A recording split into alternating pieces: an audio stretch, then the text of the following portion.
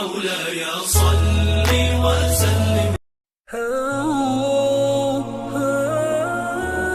بسم اللہ الرحمن الرحیم. السلام علیکم دوستوں. 61 ہجری 10 محرم حضرت امام حسین کی شہادت کے بعد یزید کے لوگوں نے اپنی بے رحم عادتوں کے تحت شہیدوں کی لاشوں پر گھوڑے دوڑائے.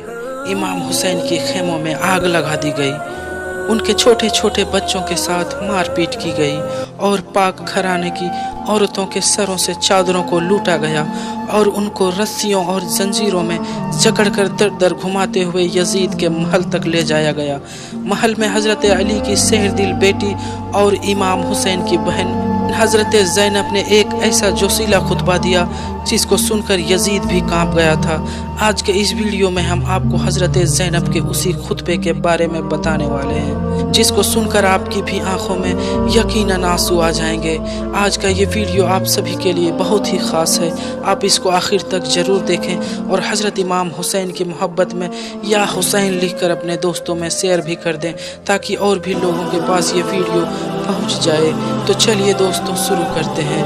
دوستوں حضرت امام حسین کی شہادت کے بعد رسول اللہ صلی اللہ تعالی علیہ وسلم کی نواسیوں کو قیدی بنا کر یزید کے دربار میں لے جایا گیا اور وہاں پر جب حضرت زینب کی نظر اپنے بھائی امام حسین کے خون سے رنگے سر پر پڑی تو آپ نے اپنے غمناک آواز میں جو فریاد کی اس کو سن کر یزید بھی کانپ گیا اور اس محفل میں موجود سارے لوگ کی آنکھوں میں آنسو آ گئے. تاریخ میں لکھا ہے کہ خدا کی قسم اس وقت حضرت زینب کی آواز میں اتنا دم تھا کہ یزید کے دربار میں جتنے بھی لوگ بیٹھے ہوئے تھے سب کے سب حضرت زینب کو سن کر رونے لگے اور یزید بھی خود اس طرح سے خاموش ہو کر بیٹھ گیا جیسے کہ اس کو کوئی سانپ سونگھ گیا ہو. جب یزید کے دربار میں یہ قافلہ پہنچا تو سب سے پہلے یزید نے اپنے لوگوں کو ایک چھڑی یعنی کہ ایک لکڑی لانے کا حکم دیا. جب لکڑی اس کے ہاتھ میں آ گئی تو پھر یزید اس لکڑی سے امام حسین کے لبوں کو اور دانتوں کو ہلانے لگا. یہ دیکھ کر ایک بوڑھے صحابی جو اس وقت اس دربار میں موجود تھے انہوں نے یہ دیکھ کر کہا کہ اے کمبخت یہ تو کیا کر رہا ہے؟ میں نے اپنی آنکھوں سے خود دیکھا ہے کہ اللہ کے رسول صلی اللہ تعالیٰ علیہ وسلم امام حسن اور حسین کے لبوں اور دانتوں کو بوسہ دیتے تھے اور آپ فرمایا کرتے تھے کہ تم دونوں جنتی جوانوں کے سردار ہو. اتنا سنتے ہی یزید غصے سے لال ہو گیا اور چلا کر کہنے لگا اس بوڑھے کو باہر نکال دو. اس وقت یزید اپنے غرور اور گھمنڈ میں اتنا زیادہ مست تھا اور وہ یہ سمجھ رہا تھا کہ کربلا میں وہ کامیاب ہو گیا ہے. یہ دیکھ کر یزید کہنے لگا کہ کاش آج میرے وہ پوروج زندہ ہوتے جو جنگ بدر میں قتل کر دیے گئے تھے. ان کو میں آج دکھاتا کہ دیکھو میں نے کس طرح سے آج آل رسول سے انتقام لیا ہے. آج میں نے ان کی کیا حالت کر دی ہے. اگر وہ زندہ ہوتے تو ان کی حالت دیکھ کر وہ بہت خوش ہوتے. اتنا سنتے ہی حضرت علی کی سیر دل بیٹی اور امام حسین کی بہن حضرت زینب کھڑی ہوئی اور غرض کر کہنے لگی اے یزید ساری تعریف اس اللہ کے لیے ہے جو اس دنیا کا مالک ہے. اللہ کی رحمتیں نازل ہو رسول اللہ صلی اللہ تعالی علیہ وسلم اور ان کے اہل بیت پر. بے شک ان لوگوں کا انجام بہت برا ہے جنہوں نے اپنے دامن کو برائیوں اور سیاہی سے میلا کر کے اپنے اللہ کی آیتوں کو جھٹلایا ہے اور ان کا مذاق اڑایا ہے. اے یزید تو کیا سمجھتا ہے کہ تو نے ہمارے لیے زمین اور آسمان کو تنگ کر دیا ہے اور کیا آل رسول کو زنجیروں اور رسیوں میں جکڑ کر ادھر ادھر پھرانے سے تو اللہ کے قریب ہو جائے گا اور آل رسول ذلیل ہو جائیں گے؟ تیرے خیال میں کیا ہم مظلوم ہو کر ذلیل ہو گئے اور تو نے ہم پر ظلم کر کے بہت بڑی عزت حاصل کر لی؟ کیا تو یہ سمجھتا ہے کہ ہم پر ظلم کر کے تجھے اللہ کی بارگاہ میں شان و شوکت حاصل ہو گئی ہے؟ کیا تو اپنی اس جیت کی خوشی کے نشے میں چور ہو کر اپنے آپ کو جیتا ہوا سمجھ کر اترا رہا ہے؟ دھوکے سے خلافت چھین کر تو آج جشن منا رہا ہے؟ اے یزید سن لے، اپنی غلط سوچ پر غرور اور گھمنڈ مت کر، ہوش میں آ جا. کیا تو نے اللہ کے اس فرمان کو بھلا دیا ہے کہ حق کا انکار کرنے والے یہ نہ سوچیں کہ ہم نے انہیں جو موقع دیا ہے وہ ان کی حق میں بہتر ہے، بلکہ ہم نے انہیں ڈھیل دے رکھی ہے تاکہ وہ جی بھر کے اپنے گناہوں میں اضافہ کر لے جس سے پھر وہ کبھی بھی باہر واپس نہ آ سکے. ان کے لیے خوفناک اور دردناک عذاب طے ہو چکا ہے. اے ہمارے باپ دادا کے آزاد کیے ہوئے غلاموں کی اولاد، کیا تیرا یہی انصاف ہے کہ تو اپنے گھر کی عورتوں کو تو چار دیواری کے اندر اور چادر میں رکھے اور رسول اللہ صلی اللہ تعالیٰ علیہ وسلم کی بیٹیوں کو کھلے سر در در گھماتا پھرے؟ اے یزید تو نے अल्लाह के रसूल के बेटियों के सरों से चादर को लूटा है और उनका अपमान किया है। तेरे हुक्म पर जालिमों ने रसूलुल्लाह की बेटियों को बेनकाब करके पूरे शहर में घुमाया है। तेरे हुक्म पर तेरे जालिम सिपाहियों ने लोगों की भीड़ में इन पाक घराने की औरतों को खुला सर लेकर आए हैं।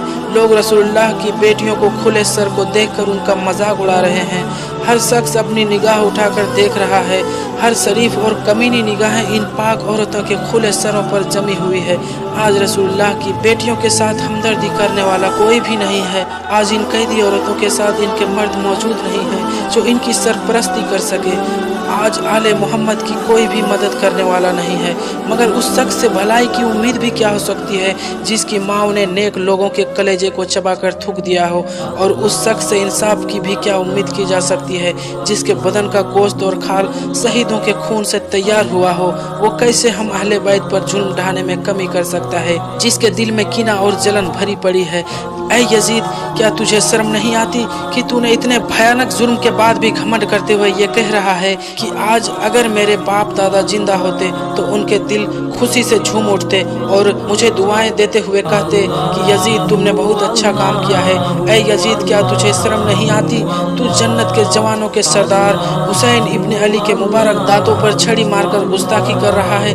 ऐ यजीद, तूने रसूलुल्लाह की औलाद के खून से अपने हाथ को रंगीन किया है। तूने अब्दुल मुत्तलिब के खानदान की उन जवानों को कत्ल कर डाला है जिनकी अजमत और किरदार जमीन के कोने कोने को रोशन किए हुए थे।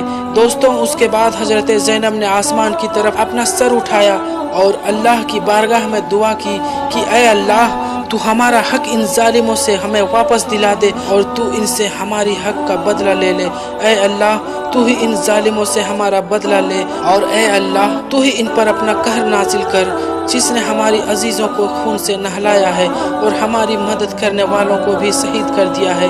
ऐ यजीद, तूने ये जो भी जुल्म किया है वो तूने अपने आप पर किया है।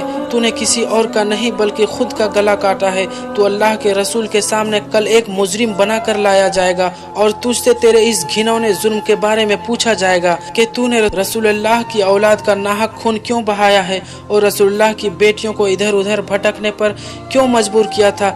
ऐ यजीद, याद रख, अल्लाह तुझसे आले रसूल का इंतकाम लेकर उन मजलूमों का हक उन्हें दिलाएगा और उन्हें दिली सुकून अता करेगा। इसीलिए कि खुद अल्लाह का फरमान है कि जो लोग अल्लाह की राह में कत्ल कर दिए गए हों उन्हें मुर्दा मत समझो, बल्कि वो हमेशा बाकी रहने वाली ज़िंदगी पा चुके हैं और अल्लाह के यहाँ से रोज़ी हासिल कर रहे हैं। ऐ यजीद, याद रख, ये तूने जो भी जुल्म आले मोहम्मद पर ढाए हैं, हम अल्लाह की बारगाह में इसकी शिकायत करेंगे और हज़रत जिब्राइल इसकी गवाही देंगे, जिसके बाद अल्लाह अपने अदल और इंसाफ के बिना पर तुझे सख्त अजाब में गिरफ्तार कर देगा और यही बात तेरे बुरे अंजाम के लिए काफ़ी है।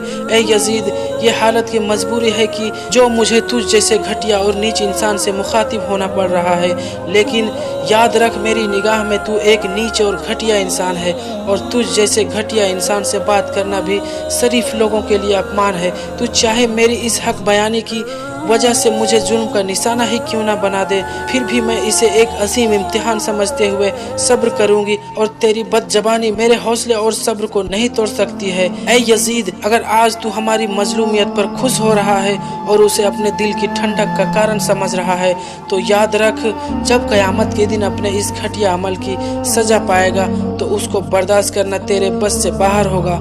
अल्लाह आदिल है, वो अपने बंदों पर जुल्म नहीं करता है और हम उसकी बारगाह में अपनी मजलूमियत की दुहाई देते हुए हर हाल में उसे अपनी अदालत और इंसाफ पर पूरा भरोसा करते हैं। ऐ यजीद, तू चाहे जितनी मक्कारी और छल कपट कर ले और जितनी चाहे कोशिश कर ले और देख ले, लेकिन तू ना हमारी याद लोगों के दिलों से मिटा सकता है और ना ही अल्लाह के पैगाम को तू झुठला सकता है।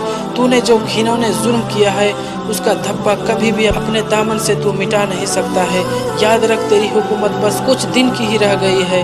तेरे सारे साथी तेरा साथ छोड़ देंगे और यहाँ तक कि तेरे औलाद भी तेरी इस हुकूमत पर नहीं थूकेगी। फिर तेरे पास पछतावे के अलावा कुछ भी नहीं रहेगा और उस समय बस एक ही आवाज़ गूंज रही होगी, इन जालिमों के ऊपर अल्लाह की लानत हो। ہم اللہ کی بارگاہ میں دعا کرتے ہیں کہ اللہ ہمارے شہیدوں کے ثواب کو اور بڑھائے اور ہم باقی بچے ہوئے لوگوں پر اپنا کرم فرمائے۔ بے شک اللہ رحمت نازل کرنے والا حقیقی مہربان ہے۔ ہمیں اللہ کی عنایت اور اس کے کرم کے علاوہ اور کچھ نہیں چاہیے اور ہمیں کیول اسی پر بھروسہ ہے، اسی لیے اس سے بہتر اور کوئی سہارا نہیں ہے۔ دوستو، حضرت زینب کا یہ خطبہ سن کر یزید کے دربار میں جتنے بھی لوگ شامل تھے سب کے آنکھ میں آنسو آ گئے اور یزید خود بھی اس طرح سے بیٹھ گیا جیسے کہ اس کو کوئی سانپ سونگھ لیا۔